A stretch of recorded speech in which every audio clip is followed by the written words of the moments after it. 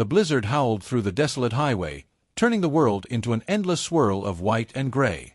The wind screeched through the skeletal trees lining the roadside, and the snow piled higher with every passing minute.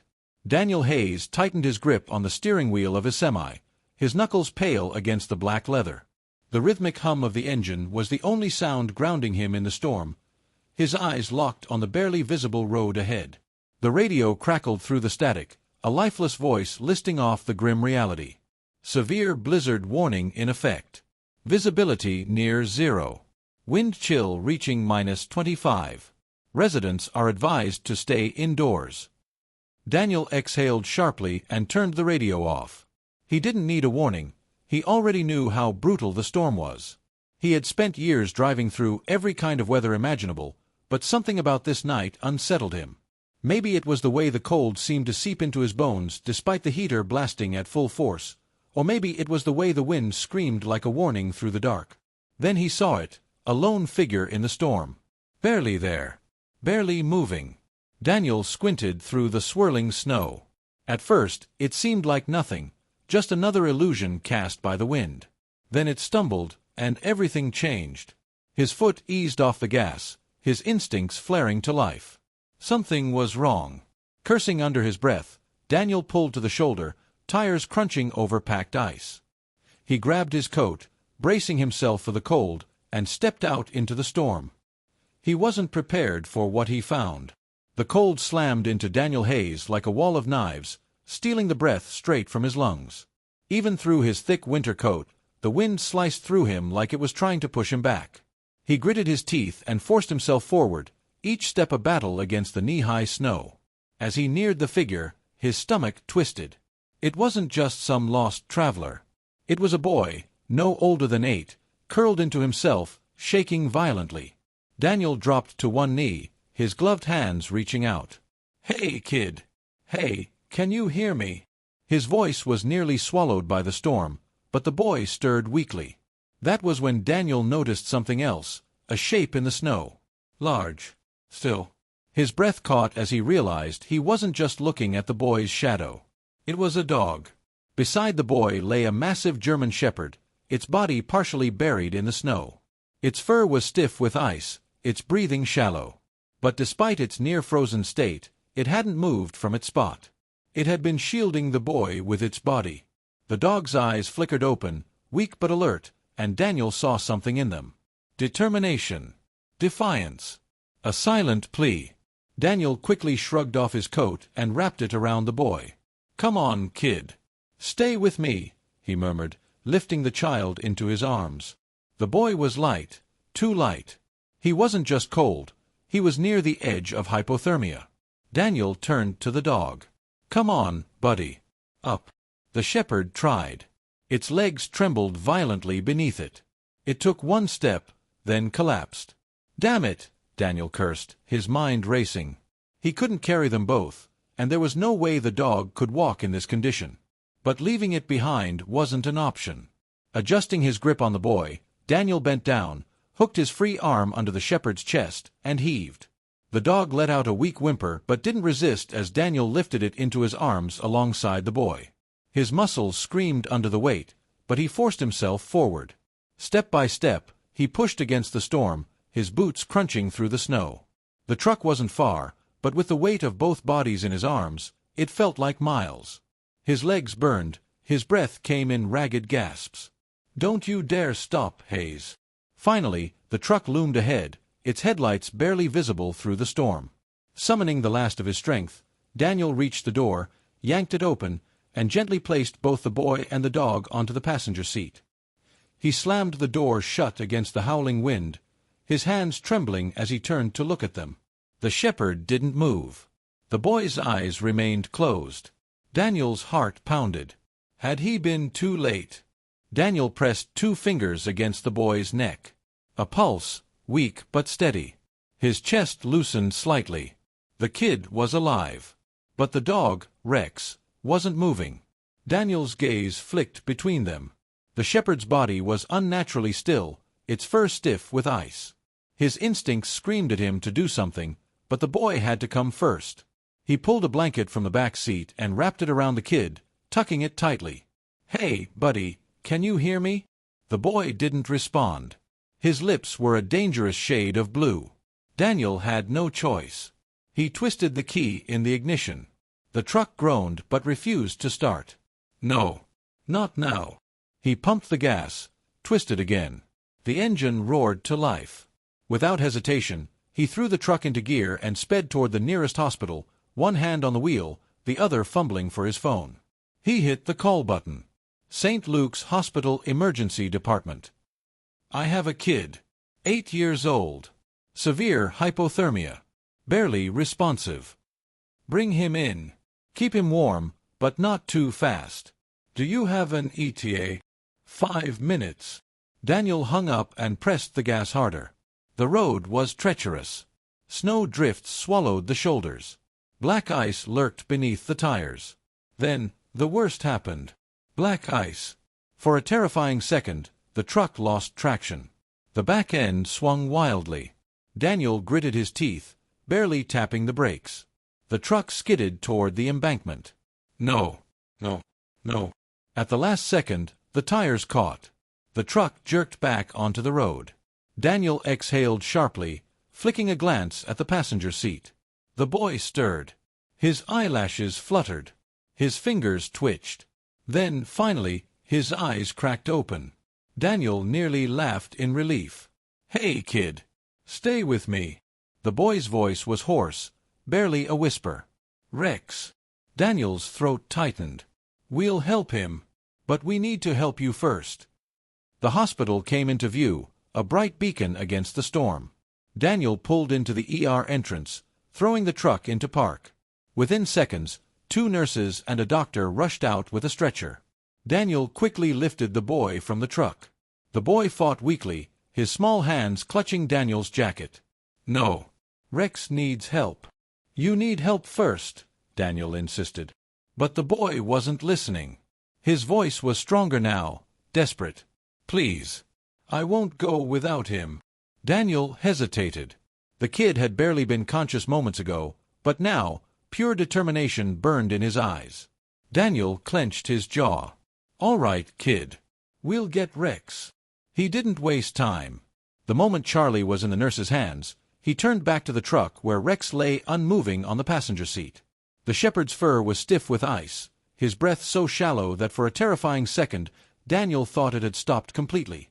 "Hang on, buddy," he muttered, carefully lifting the massive dog into his arms. Rex didn't react as Daniel carried him toward the hospital entrance. Hurried footsteps approached. "I'll take him."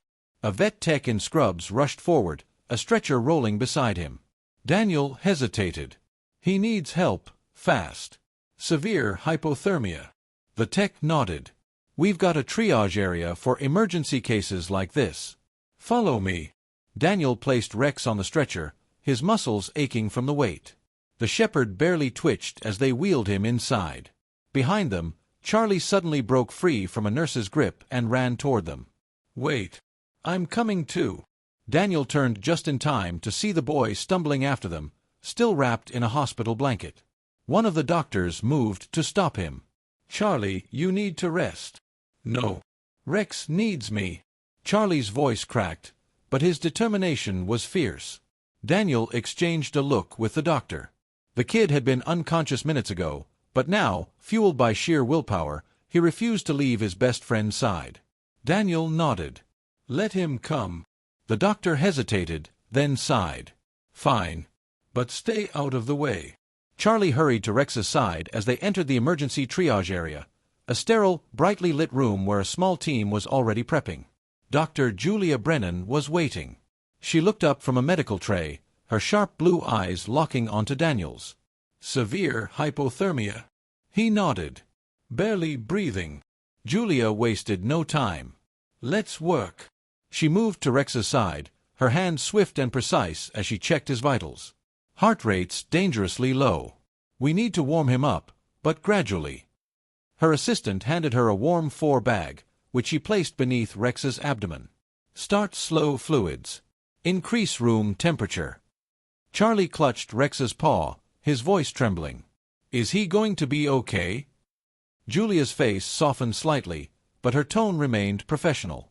He's strong, kid. But we need time. Minutes passed in agonizing silence. Every shallow breath Rex took felt like a countdown. His body was still too stiff. His heartbeat too slow. Then, suddenly, he spasmed. The monitor beeped erratically. "He's crashing," a nurse shouted. Julia moved instantly. "Start compressions. Now." Daniel instinctively reached for Charlie, pulling him back as an assistant began CPR. Charlie's voice broke. "No. Please don't let him die." Julia's movements were fast but controlled, her expression unreadable. Daniel knew this moment too well, the thin, fragile line between life and death. He had seen it before, felt it before. Then, amidst the beeping, a weak, rattling breath escaped from Rex's chest. The monitor's beeping steadied. His heart was still beating. Julia exhaled. "We've got him back." Charlie let out a sob, burying his face into Daniel's side. Daniel rested a steadying hand on the boy's back. "He's still with us, kid." But Rex's fight wasn't over yet. The tension in the room slowly faded, but Rex was far from safe. His breaths were still slow, his body barely reacting to the warmth surrounding him. Dr. Julia Brennan adjusted the foredrip and checked his vitals again. "His temperature is rising, but he's still weak. He needs rest and luck." Charlie sat beside Rex, his small fingers gripping the shepherd's paw tightly. "You're going to be okay, Rex," he whispered. Daniel stood nearby, watching. The kid had been through hell, but he wasn't focused on himself, only on Rex. Daniel crouched beside him. "Charlie, what were you two doing out there?" Charlie sniffled, his fingers never leaving Rex's fur. His voice was hoarse, barely above a whisper. "We didn't mean to be out there that long." Daniel exchanged a glance with Dr. Brennan, then nodded for Charlie to continue. The boy swallowed hard.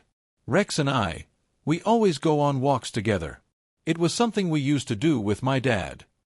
His voice faltered, but he pushed on. "Yesterday, I went into the woods. Just to look around.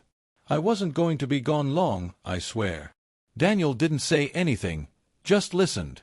He knew what it was like to lose someone. Knew how grief could push a person to wander, to search for something that wasn't there anymore. Charlie took a shaky breath.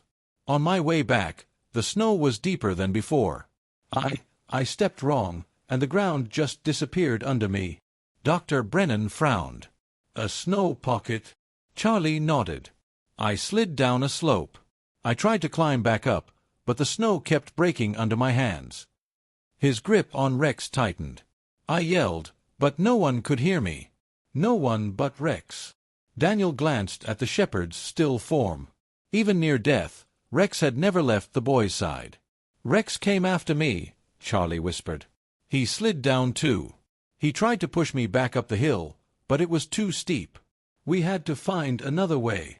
Julia's expression was unreadable, but Daniel saw the way her fingers clenched around her clipboard. She knew as well as he did, a child alone in a snowstorm didn't stand a chance. But with a dog like Rex. Charlie's voice grew softer. "We walked for a long time. I don't know how far. But then the wind got worse, and I got so tired." He blinked hard, trying not to cry. "I fell down. And Rex, he laid on top of me. Kept me warm." Daniel's throat tightened. That was why Rex was so weak. He had given everything he had to keep the boy alive. Charlie looked up at Daniel. "He saved me. And now I have to save him." Daniel held the boy's gaze for a long moment. He had no doubt about it. If Rex had the strength to fight, it was because he had someone to fight for. The sterile hum of medical equipment filled the quiet room. Rex's chest rose and fell, slow but steady. Charlie still refused to leave his side. His small fingers tangled in the shepherd's fur. Daniel exhaled and ran a hand over his face. He had seen enough close calls in his life to know that Rex had barely made it. Even with all the care in the world, some dogs just didn't wake up after a fight like this. But Rex was different. He had clung to life the same way he had clung to Charlie in the storm, because letting go simply wasn't an option. Julia finished checking the foreline and straightened. "He's stable now, but his recovery won't be easy. He'll need rest. Therapy. A lot of care. She glanced at Charlie. That means he'll need you too. Charlie nodded without hesitation. I'll take care of him. Daniel crossed his arms, watching. The boy, determined, stubborn, a fighter, just like Rex. Something tugged at his chest. Something he hadn't let himself feel in a long time. A sense of belonging. He had spent years keeping people at a distance, choosing solitude over connection. But now, as he looked at Charlie, this kid who had already lost so much but still refused to lose hope, Daniel knew he couldn't just walk away. He crouched beside the boy. Charlie. The boy looked up, eyes red but steady.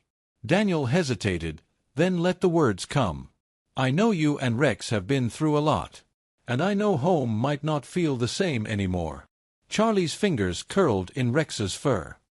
He didn't speak, but his eyes darkened with something unspoken. Daniel took a breath. What if you came with me? Charlie's head snapped up. What? I've got space, Daniel continued. A house. A yard. Plenty of room for Rex to recover. And for you too. He swallowed. I'm not saying it has to be forever. Just, if you need somewhere to go. Somewhere safe. You and Rex. Charlie blinked. His lip trembled. You mean it? Daniel nodded. Yeah, I do. For a long moment, Charlie didn't move. Then, slowly, hesitantly, he reached out and grabbed Daniel's sleeve. Okay, he whispered. Daniel felt something settle deep in his chest. Charlie wasn't the only one getting a second chance tonight. A week had passed since the storm. Snow still covered the ground, but inside Daniel's house, there was warmth. Not just from the crackling fireplace, but from something deeper. Charlie sat on the floor, his arms wrapped around Rex, whose head rested on his lap. The shepherd was still weak, but his eyes were alert, watching, understanding. His body was leaner than before, his movements slower, but he was healing. Daniel leaned against the doorway, arms crossed. He had spent years keeping people at a distance, choosing silence over connection. But now, looking at Charlie and Rex, two souls who had saved each other, he realized something. Some things are worth holding on to. Charlie glanced up. Do you think he knows? Daniel raised an eyebrow. Knows what? Charlie hesitated, running his fingers through Rex's thick fur. That he has a home now. Daniel crouched beside them, scratching Rex's ears. Yeah, kid. I think he knows. Rex let out a quiet sigh, pressing closer to Charlie, a silent promise. For the first time in years, Daniel's house didn't feel empty. Outside, the snow kept falling. But inside, they were home. Some storms take away everything. But sometimes, they bring us exactly where we need to be. That night, in the worst of the storm, 3 lost souls had found each other. Because sometimes, the ones we save end up saving us. And sometimes, they remind us what home truly means.